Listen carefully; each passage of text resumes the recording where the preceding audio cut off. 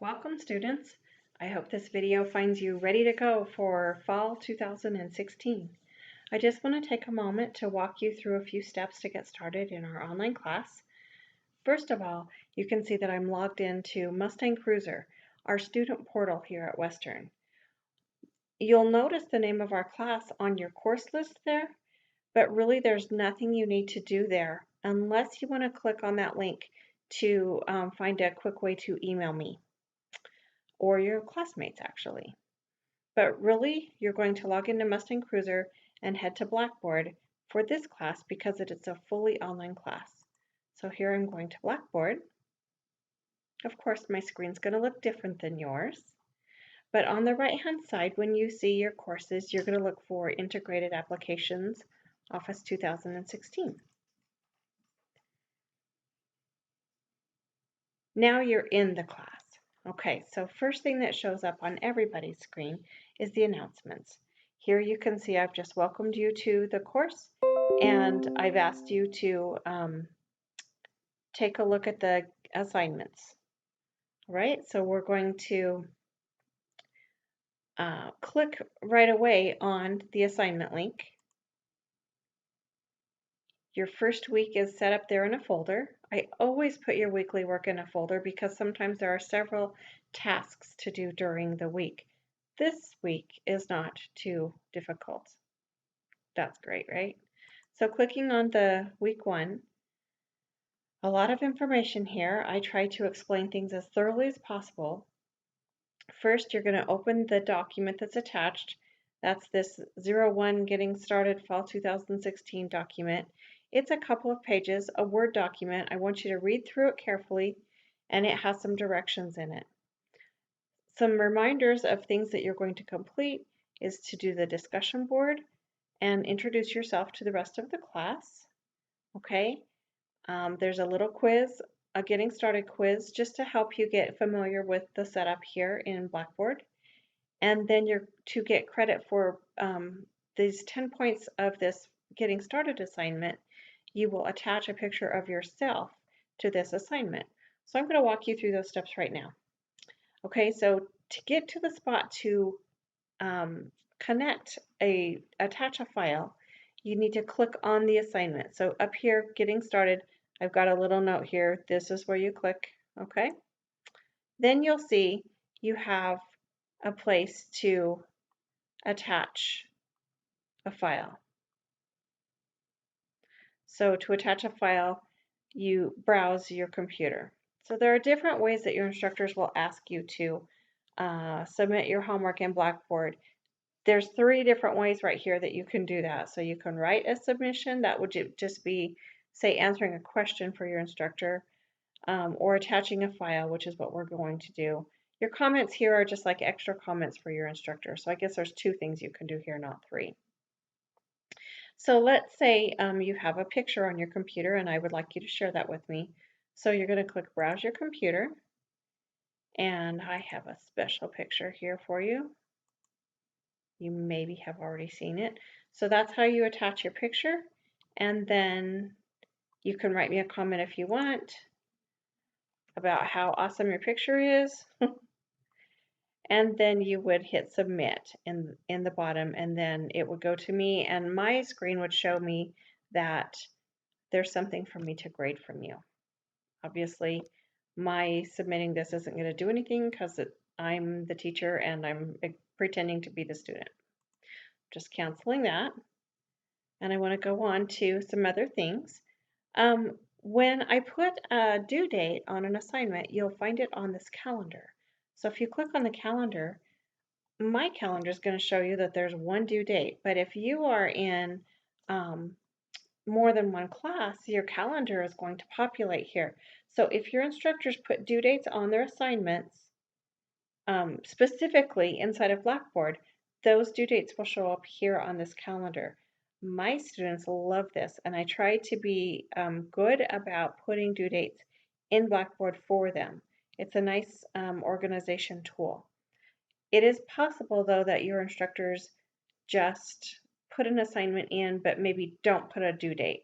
So you have to make sure you read instructions carefully to find out when you have to get stuff done. For me, there will always be a due date. You should be able to see it here. All right. Other things to point out here. So that was the calendar. We saw announcements because that's where you pop into when you first log in. The contacts list just shows you my phone number and my email address and where I'm located and my awesome picture. So besides me, there are two staff members that work in the computer lab on campus that I think could help you if you need assistance and I'm not available for some reason. So Teresa and Pete have worked in the lab for a number of years. They both are very well versed in what I do in my classes, and I know they would be able to answer your question or at least point you in the right direction, or at the very least, be able to tell you as soon as they know I would be available. They know where I'm at all the time. At the top of this contact page, the WWCC contacts, don't forget to click on that and take a look at who can help you distance education wise. All right, so course information is a pretty important spot here as we get started. Here's where I've attached the syllabus, our work schedule, and the initial email. For those of you guys who registered for the class after August 21st, you did not receive this email, but now it's available for you to look at. So it's just a lot of, hey, before we get started, here's some information kind of stuff in that email. So do take a look at that. There's a lot in it. All right, so that's course information. We've already looked at assignments. Our discussion board, we do have one discussion board this first week that was listed in your assignment for this week. And you're just going to do a quick discussion to introduce yourself to the rest of the class. Okay, so when you click on the discussion board, you want to go ahead and click on introduce yourself, and then you will create a thread and you will follow my quick little directions here. Take a moment to introduce yourself to your classmates and me, things that you can include, and if you want to attach a picture of yourself, you can do that here too, but just know that everyone will see that picture. So this is not the picture that is sent to me that counts for your grade. It's just optional if you want to. I do prefer that if you post a picture here for everyone to see, it's just of you rather than say your whole family or you and your spouse or you and your kids. It's just safer to attach just a picture of you. Okay, so that's how you get to and complete your first discussion board. And then another thing you'll do is complete a little quiz for me. This is just kind of a quiz to make sure you understand how the quizzes work. So it's pretty simple and it can be redone until you're happy with your score. However, you won't know your score until I grade it because there's a couple of questions I have to look at before there's a grade on it. So give it a whirl, let me grade it, give it another whirl if you didn't get all 5 points. All right, moving on down the other information here. We'll get to more of these things as time goes on, especially the WebEx meeting. And I plan to use Jabber in this class, which is our instant messaging system that we can use that connects us to each other, and will be a handy way for us to ask questions, talk to each other, just stay in contact with one another. You'd be surprised how many people text message me questions through our instant messaging system. It's so handy. And now the new one called Jabber is available for our cell phones, so that'll be nice too. So we'll get to that later. I don't want you to be overwhelmed with stuff to download and do all at once. Let's see, what else is on my list of things to tell you? I want to talk about software for a second. The software that we're using is Microsoft Office 2016. That software is pretty new. It's been out, I guess, a year, but it's still pretty new to users in the workplace. So the nice thing about registering for this course at Western is you get free access to this software. So information about that is on your getting started assignment and in your initial email both.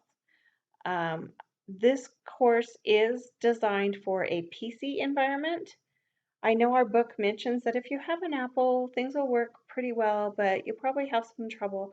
Uh, it it really is not designed for the Mac, especially because a Mac computer cannot run Microsoft Access, and that is several lessons that we will complete in Access.